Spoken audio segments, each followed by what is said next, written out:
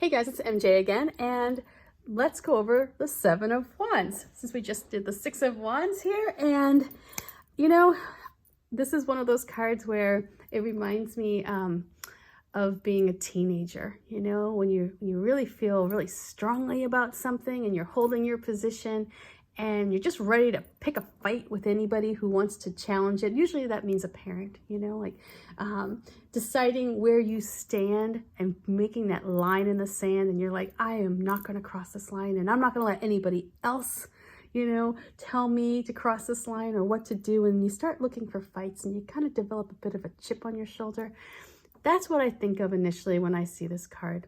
But you know, this card is actually rather complex in that, yes, it could be that you're looking to fight anyone who wishes to challenge you, and you're, you know, really trying to reassure yourself of your position. You know, like when you protest too much, you know, there's usually something there, you know, like, why are you doing that? So with the Seven of Wands, it could be that you're being challenged at work. It could be that your beliefs are being challenged. It could be that your ideas are being challenged. And as a result, you're taking a stand. And so this is where you have to ask yourself, hey, is this battle that I'm going up against, is it really worth this drama? Is it really worth getting into the mud, right? Is it worth the argument? Sometimes, you know, as I tell my daughter, it's better to be a friend than to be a victor when it comes to winning an argument. Sometimes it's just better to let things go. And especially, I mean, little things. I'm not talking about the big stuff. I'm talking about just the little petty arguments that we all get into now and then. So here we have with this Rider-Waite-Smith deck, you can see this person, he's up on a cliff and he's holding his baton very aggressively. He's like, he's ready to do battle.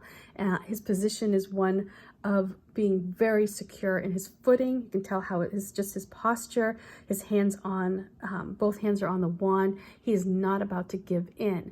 There is no way, no how. And you can see these people here, they have their wands, and their wands are upright, and they're not as secure. Their position is weak. If you go against somebody who's holding a baton, you know, this way versus like this way, the person who's holding it this way is so much more powerful, right? Their position is so much more powerful. I hope that makes sense. It means with doing this video like this is like, I'm just doing, it's like hand mimes.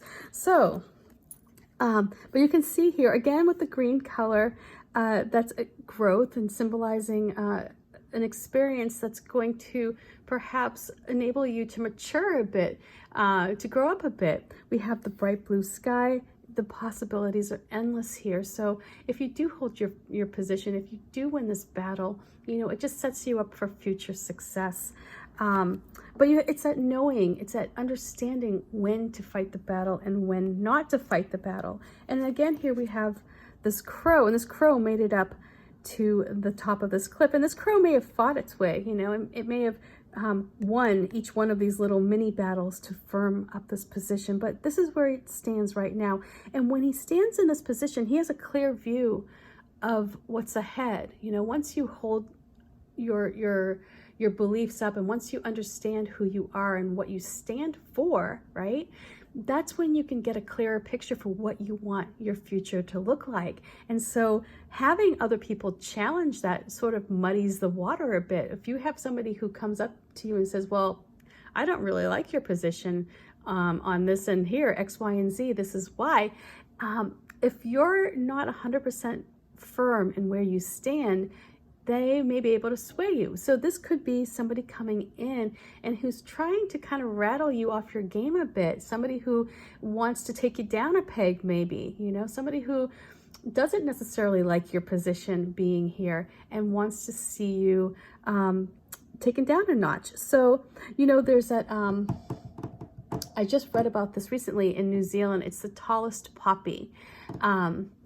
And maybe I'll have to do this for the next deck, the Guardian of the Night deck, where people want to cut down the tallest poppy because it casts a shadow on the other ones. You know, it's like, why are you growing so much taller? Why are you so much better?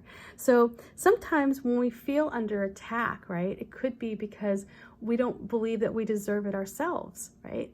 And so, especially for women, we are always like, it's that imposter syndrome. So if you're up here in this top position and you have imposter syndrome, of course you're going to be looking around, looking like for people to validate you in this position. You're looking to find battles that you can win, right? So that's what I imagine here with this 7 of Wands.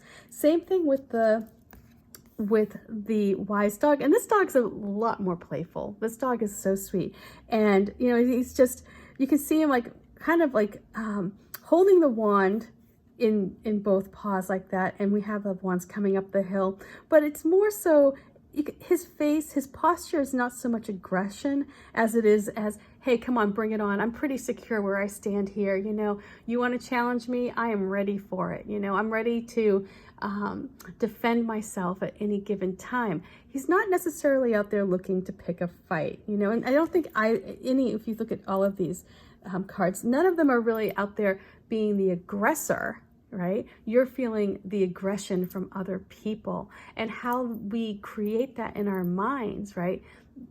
Have you ever had an argument with somebody who wasn't in the room, right? That's the 7 of Wands right there. That's that you creating a bit of a battle that may not even need to exist in reality.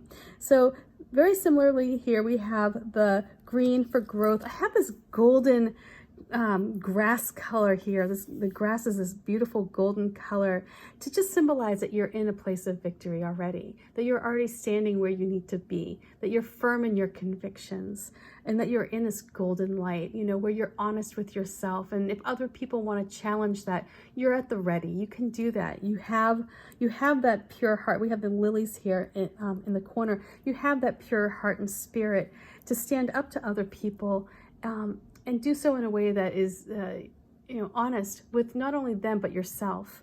Then we have this cat here with the Grimalkin deck, and his or her position is a bit more, you know, precarious. On this branch, it may go either way.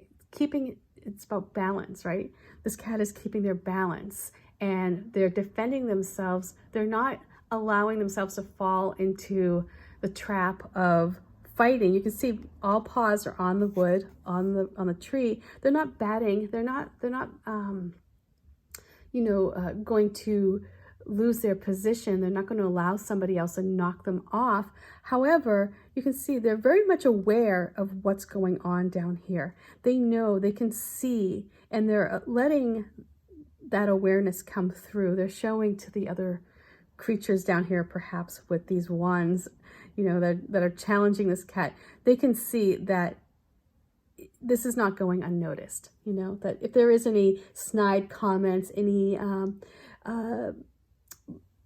backstabbing, perhaps like in an office environment, it's not going undetected. This cat is very well aware of what's going on down here. And there is a butterfly here for growth. There is the dove, which is, again, that connection to divine, knowing that where you stand is where you need to be. This is part of your purpose, and to not let other people rattle you or shake you from the tree. And we have the crows off here in the distance. And, you know, if you think about, you know, birds that like to feed on things that have fallen, right? It's like the people off in the distance that are just waiting for you to take a misstep, you know, so they can feed on your failure. So that's what I think of here with this 7 of Wands.